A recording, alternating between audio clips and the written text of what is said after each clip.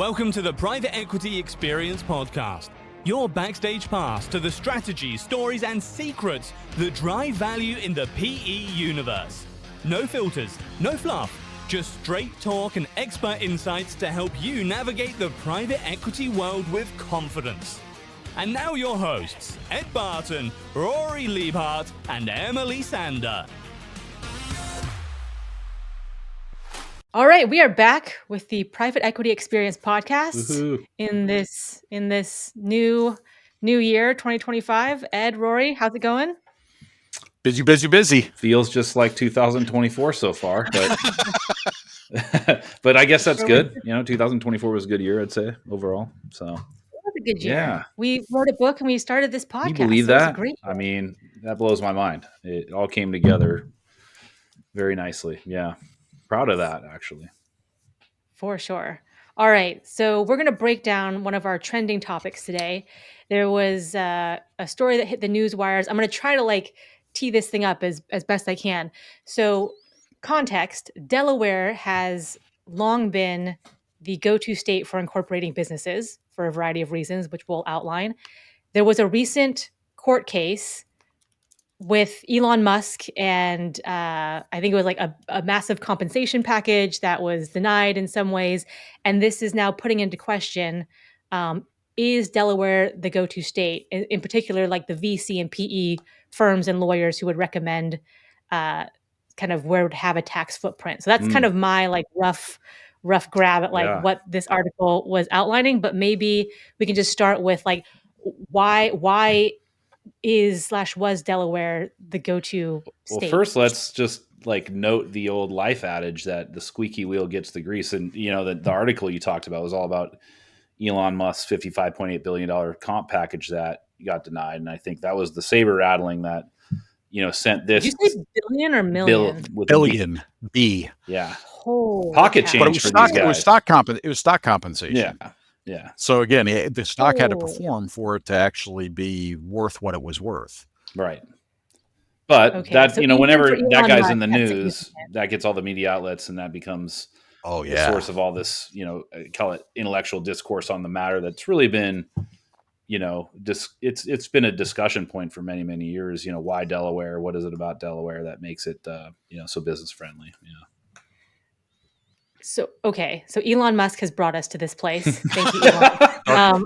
Dark MAGA has brought us here. But even for Elon Musk, 55 billion is real money. So Yeah, I get even it. for him. So why Go ahead. is Delaware? So Yeah. so let me preface this by saying that Elon Musk brings us here not necessarily because of his compensation package and but really Delaware has been really attractive for companies to incorporate in or form their LLCs in for a couple of different reasons. The biggest one, and this is really where the Elon Musk thing kind of threw a spanner in the works, is the Delaware Chancery Court is been handling business basically back about 150 years ago. Delaware made the determination, hey, look, we're going to be the spot for business. They were the headquarters of DuPont. They had a really strong kind of business culture, and they said we're going to make our state the most friendly business friendly state in the country. Used to be a lot of companies were incorporated in New York. Delaware became preferable, and a lot of that preference is due to the Court of Chancery, which is they had such strong case law that was both business friendly and was setting a really strong precedent that the Court of Chancery tended not to overturn. That when you incorporate it in Delaware, you've got not only some tax benefits because they don't have business income taxes, they don't have business sales taxes, they don't have they're really relatively cost effective, especially if you don't do business in Delaware. If you do business in Delaware, you have Delaware income tax. But if you don't pay Delaware income tax. There's a lot of privacy issues in Delaware where they basically go, look, you don't have to disclose on all your filings, and it's not publicly available who the owners are, who the officers are. It's kind of opaque. Mm-hmm. And so as a result, a Chancery Court has built this big block of case law that was considered to be kind of sacrosanct. And so everybody could predict what was going to happen. If you did something in Delaware, it's likely been done before. That case law holds. And for the bulk of business transactions, state law governs, not federal law. So a lot of times you might find yourself in federal court Hopefully because not, you've got kind of what they call diversity of citizenship, where you've got citizens of different states, and you got a large enough amount at dispute where it goes into federal court. But a lot of contracts are written to kind of force you into Delaware state court because the Court of Chancery is so reliable. The outcomes are so reliable. And where the Elon Musk thing really kind of threw a spanner in the works, and there's been a couple other cases as well, and I'll talk about one that I was part of in my prior life, is they've changed some of they're overruling some of their old cases, or they're giving some kind of curveball case law recently in the last 4 or 5 years that is making Delaware less predictable as far as what the courts are going to do, and the privacy laws in both federally with the Corporate Transparency Act, as well as at the state level, are making it more less attractive from a privacy perspective. So while Delaware still has a lot of advantages, some of these recent court cases have called to question whether that sacrosanct set of case law that everybody relies on for incorporation, for business, for bankruptcy, for all those things, whether that's actually going to continue to hold, or whether there's going to be some new precedent set and makes Delaware a lot less predictable and therefore a lot less attractive for investors and incorporators. Yeah, exactly. And now when there's an opening on something like that for the reasons I just mentioned about transparency, then you have other states that want to have that kind of status too, where very business friendly. You got Texas, Wyoming, Nevada are 3 that there's been a lot discussed. But I'd say that case precedent is so important here, and that may be a barrier. But I'd say certainly you're hearing less and less, or at least even in recent years, I've been advised less and less. I automatically defaulted to any entity I'm forming. Oh, we're just going to form it in Delaware. It's like, well, why? There's other states that are just as friendly and doesn't necessarily need to be Delaware. It's just become so ubiquitous that, folks always default to that. Okay, so Delaware was the default go-to place, and they intentionally tried to make themselves attractive to business. Yeah. Mm-hmm. And there was this case law, which I'm taking as just precedent for this is how we do things in Delaware. It sounded like other states might be strict and stingy on these things, but come to Delaware and we'll take care of you. We'll predictably go in your favor. Yeah. And then recently there's been ones where it's whoa, okay, that usually doesn't come out of Delaware. Yep. And then can someone just briefly break down what was this Elon Musk $55.8 billion thing? Was it normally he would have gotten paid out on that under state law in Delaware, and then he didn't, or what happened in that case? I'll give a general overview. Yeah. So on the Delaware case, essentially what Elon Musk did was when he took over Tesla was a struggling company. They weren't doing all that well. And he took as compensation equity. So again, typical of a founder, typical of a early stage investor, he took equity as his compensation in lieu of a bunch of cash comp. Well, what ended up happening was he drove the value of that business up so high that equity turned into $50 billion plus of compensation. And he was sued not by the shareholders who approved it, not by the board of directors who approved it, but actually by kind of independent folks who said, this is a ridiculous amount of compensation for what you've done, and therefore it's illegal under Delaware law. But he made the company from scratch. It's more than he didn't make the company from scratch. He came in. The company was founded by others, but he came in early stage when they were really struggling and put them on the path that they're on today. And some independent something entity party in Delaware said, no, you don't get that. Yeah, essentially what happened was there was a compensation package that he agreed to in 2018, so pre-COVID, that was equity based, and it essentially was driven by his ability to be able to add value into Tesla.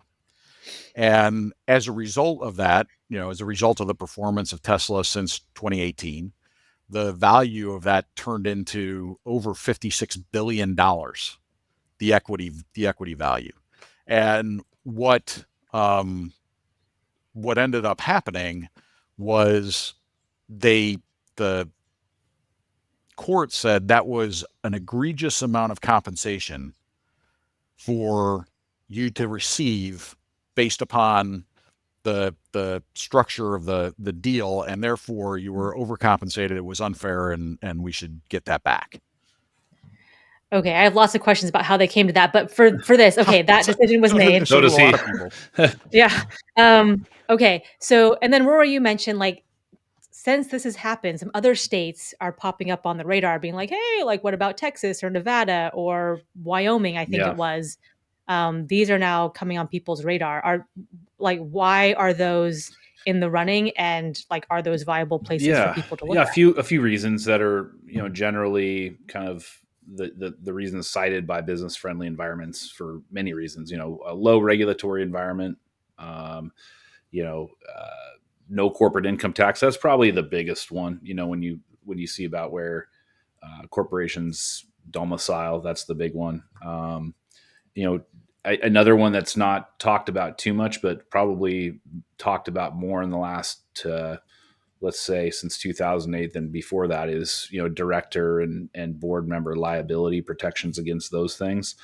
Those are some of the key reasons, and those three states that mentioned, Texas, Wyoming, Nevada, are all friendly in that regard, as opposed to like saying, planting your flag in California or things like that, that are on the other side of the equation. So those are the main reasons that get cited for being business friendly, generally speaking. And when you mentioned like domicile, and then Ed, I think you referred to like, if you were located, like physically located in Delaware, different things occur. Yeah. But we're talking about like, let's say you're headquartered in, I don't know, like Florida or like Washington State, because we're in Washington State, but then your business is incorporated in Delaware. That's kind of the setup we're talking about. And it usually refers back, like Ed said, to where domicile is, where it's going to be litigated, or what case law is, or what law is going to be applied, state law in that regard. Yeah. So in general, like for instance, if I was a company operating in Washington, I could be incorporated in Delaware. And so Delaware is my state of citizenship, because again, for the purposes of the law, companies are considered to be separate. I don't want to say individuals, but they're separate legal entities. So they have their own citizenship. They have their own, it's kind of an interesting legal fiction. But they then have to register as a foreign corporation in the state of Washington. So they essentially go, I'm incorporated in Delaware, but in order to do business in the state of Washington, they register as a foreign corporation in the state of Washington. They pay Washington, percentage of taxes. They pay a registration fee. But to Rory's point, at the end of the day, they are considered a citizen of the state of Delaware for legal purposes. And so while they may be drawn into court in the state of Washington because of a tort, for instance, they there was an issue and they got sued by a Washington state resident, and they get drawn into Washington state courts, if most of their contracts are going to be with the state of Delaware, and they're going to use Delaware law and potentially Delaware venue, which is kind of where the court's going to be, or where the case is going to be heard. And so it really brings that big pile of Delaware history and precedent into play when the cases are settled. Now I'm gonna roll a lawyer kind of thing in here, where you can be a Washington state company and be a Washington state resident, and then agree to Delaware law and a Washington venue. So I've been part of a litigation that was in Oregon. So the venue was in Oregon, but the law that was being applied was Delaware law. in the state of Oh. Oregon between two Washington residents. Do the lawyers in Oregon know that law? So interestingly, you've got the lawyers generally on the commercial side. So if you're doing commercial litigation, a lot of them are going to be familiar enough with Delaware law to be dangerous. Yeah. And you can always bring in Delaware counsel. The issue is going to be the judge may not be familiar with Delaware law. Oh. And if it's a federal case, the federal courts, aren't going to say it's Delaware law. You're going to have federal law is going to govern. However, one of the disadvantages of Delaware is the Delaware lawyers know that Delaware is. So I had a case, I mentioned this earlier. I had a case where we had a contract with an employee that was under Delaware law. And so we sued that employee in Delaware. And while that employee was a resident of the state of Michigan, the company was a resident of was a Delaware company. The company was headquartered in Florida. And so we had to hire Delaware counsel. Now, Delaware counsel costs twice as much as New York counsel because they've got kind of a corner on the market there, and it's tough to get admitted to the bar in Delaware. So they've it cost us a small fortune, and that was another one where from a Delaware perspective, they had new case law pop up on non-competes, and that was. I remember that. So So we had a Delaware non-compete, and there was a couple recent rulings. The one that we got hit with was Intertech versus Eastman, where they basically said, we're not going to enforce. And then there's another one, Centurion Service Group, where the court said we're not going to enforce the non-compete. Now, non-competes have been enforceable in Delaware for 100 years. And so this kind of threw a spanner in the works for us. And in addition, the Delaware court was extremely deferential to what was a pro se defendant. So essentially our employee represented himself, even though he really didn't represent himself, but he had a Michigan attorney helping him on the side. And then he walked in without the Michigan attorney into Delaware court. That doesn't sound like a smart thing to do. And judges will generally be pro se with an asterisk. Very sympathetic to pro se folks who have their crap together. Yeah. And so we ended up basically having to settle for a fraction of what we should have settled for, because the Delaware courts had essentially changed from the time we entered into that agreement, 4 years prior to the time we litigated it. These couple cases had come through and basically thrown out non-compete law in the state of Delaware, except in very narrow circumstances. And it's, that's an issue. So with these sweep changes, do they have just a flood of new cases being brought to them? Because they're like, oh, actually, if you're not going to do that, then I have a case. Delaware always has a lot of cases. And what's interesting, I was going to think it was maybe a little bit different insofar as, because of all the case precedent, outcomes would be more predictable. So people would be less inclined to, burn money on litigation. Whereas now I'm thinking Texas, Nevada, Wyoming open their doors, more businesses incorporate there. The only people licking their chops are the lawyers because they don't have the case precedent. You're relitigating basically anything that comes up in material ways. Is that, how's that thought process? Yeah. So in Delaware, what folks have tended to they've identified that there's been a subtle and some now not so subtle shift in the courts. And so you're seeing more litigation to try and get various business-friendly positions overturned. Additionally, you've got attorneys now on the business side who are, and again, we kind of went through this in ours as well, where we said, we're not going to litigate it, not because we don't know what the outcome is, but because we don't know what the outcome is. We don't necessarily, our attorneys were like, look, we don't want to put another bad precedent on the books. So, it's better for us to settle this because they could continue to move the goalposts on us and move it to where it's worse for everybody else. And so, there's a little bit of a, the one side is going, okay, how far is this going to move? How far can the goalposts move? And the other side is going, can we settle some of this stuff so that we don't get additional precedents on the books that are moving the goalposts further toward non-business friendly positions? Yeah. So what does this all mean for VC and PE firms and portfolio companies?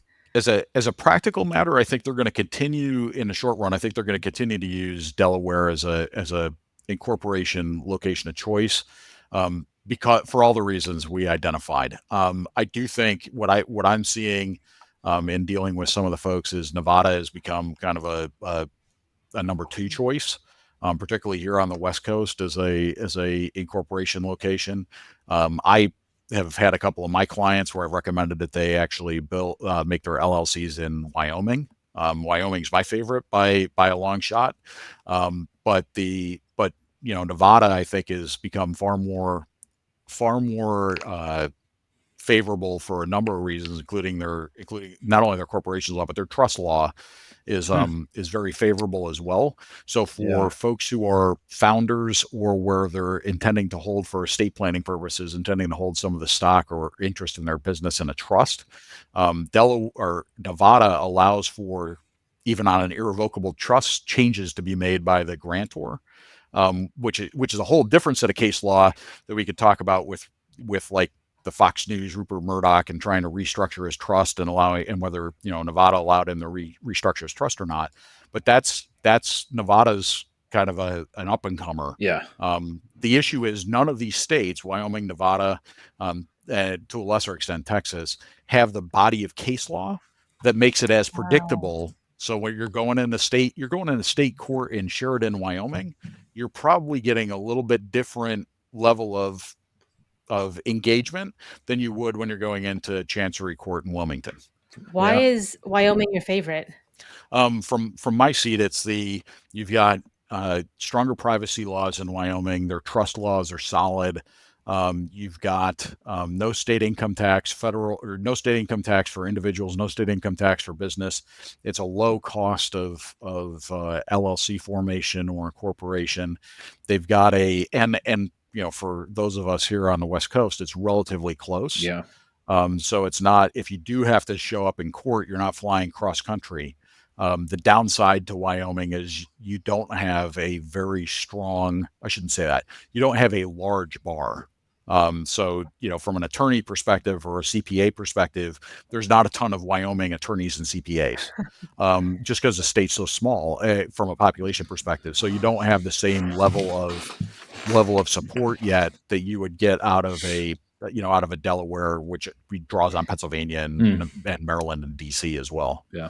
So it sounds like if you become knowledgeable about just like the general landscape of the tax implications for this state versus this state, depending on what you're trying to do, if like you want to emphasis and like, hey, I do want to set up trusts and I know that I'm going to have generational wealth and I want to make sure that's set up well for my family, you might go to Nevada. Yeah. If you're like, hey, privacy law is important or all these other things that are happening in Wyoming, you might make a strategic decision to like look into those types of states. And you might have a choose your own adventure piece where you've got the companies incorporated in Delaware, but the stock is owned by a Nevada trust or a Wyoming LLC, and because there's no prohibition for that, so you can take the best of everything on your ownership structure for estate planning purposes or asset protection purposes. But again, Nevada for trusts is probably the most advantageous trust law in the country. I think Wyoming on the LLC side is becoming kind of the go-to place for LLCs. But I still think if you're going to end up going public, if you're going to end up expecting litigation, if you're going to be a larger organization, if you've got institutional investors, you're probably still looking at Delaware. As difficult as the last couple of years have been with some of the Chancery Court decisions, it's still got a huge amount of case law. It's still far more predictable, and it's got the infrastructure, the legal, the accounting, the business infrastructure to be able to support institutional investors where, Nevada, Wyoming, and even Texas are still well behind in that front. Yeah. Yeah. Are there certain states that are not favorable to business? Like you mentioned California, but is there something where it's like, hey, if you have You could rattle off a number of them. like a PE backed company, like you want to stay away from this one just for certain types of tax law?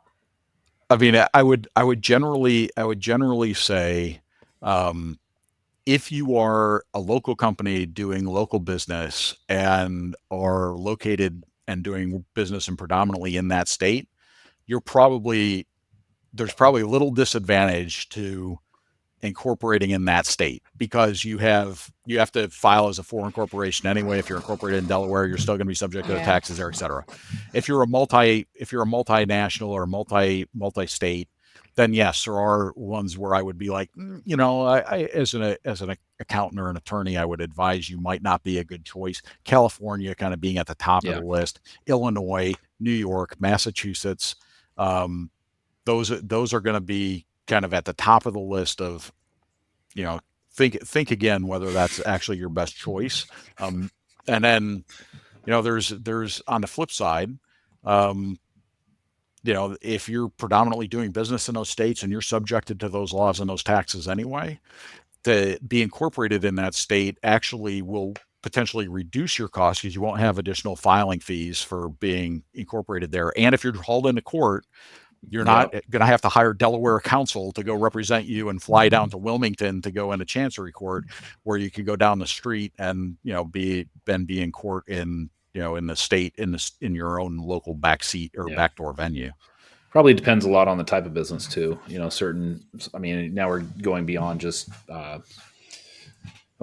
you talk about ways in which states lure businesses with credits and other incentives and things like that, depending on the type of business that you have, whether it's energy or technology or healthcare or manufacturing. That could be different by state too, depending on what the state's offering to businesses like that to be set up there and so forth.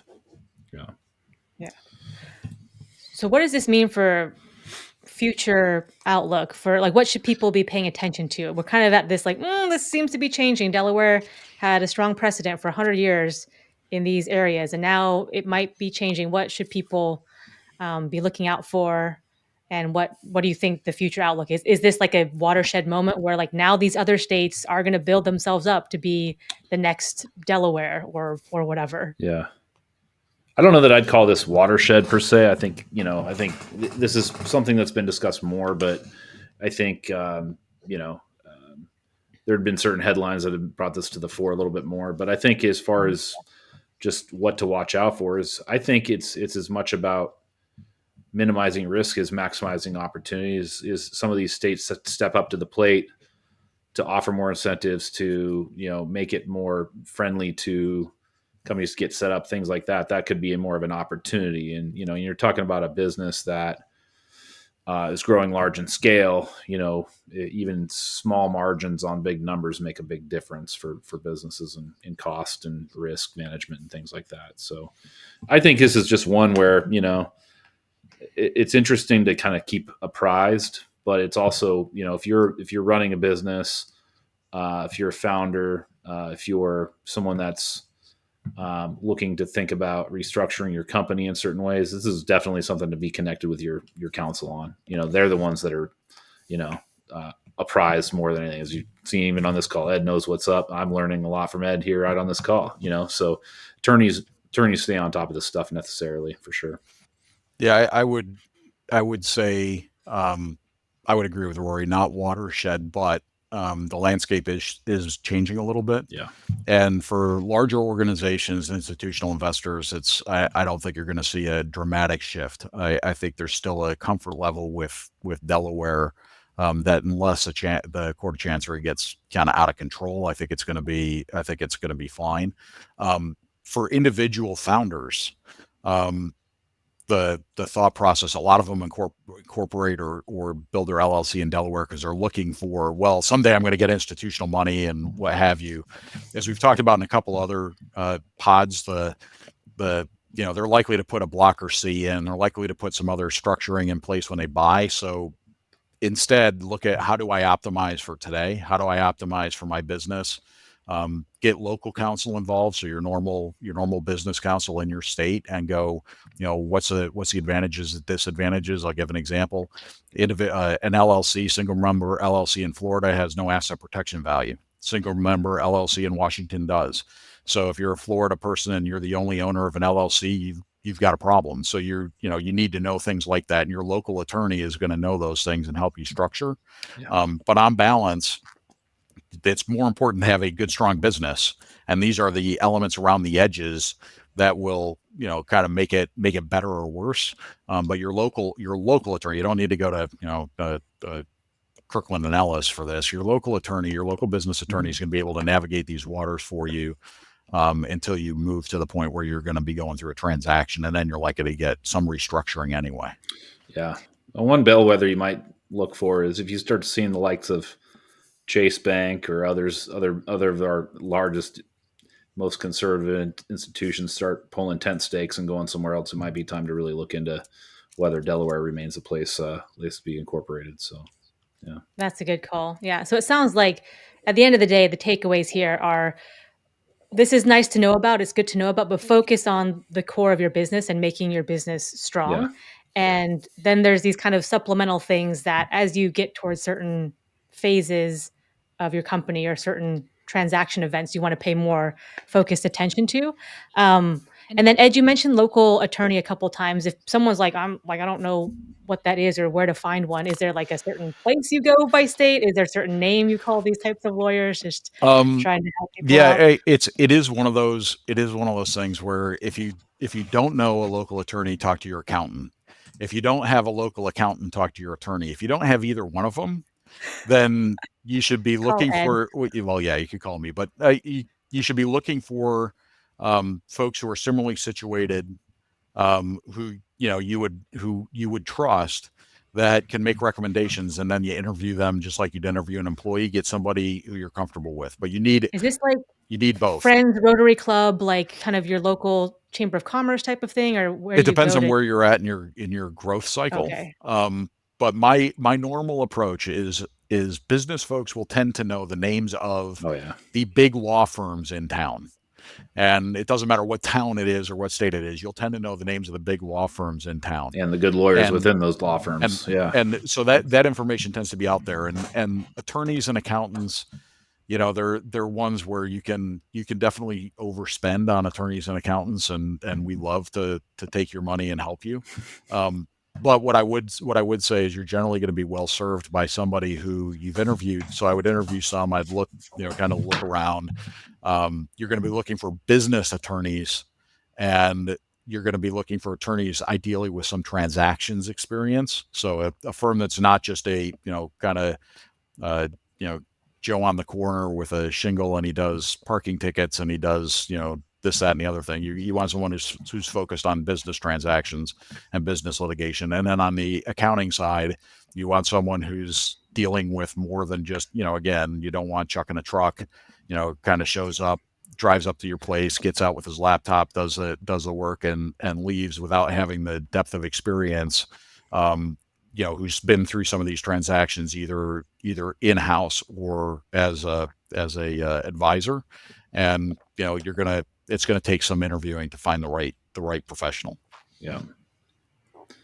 Indeed. All right. Well, we can wrap it here. And I guess it's just like, Delaware, what's going to happen in Delaware, this go-to state for incorporating businesses. But I too learned a lot. So thank you, Ed. And thank you, Rory, for bringing this one to our attention. And we'll continue to do more trending topics and keep everyone in the know about these types of stories. But Ed, Rory, thanks as always. Woo-hoo. Thanks, Sam.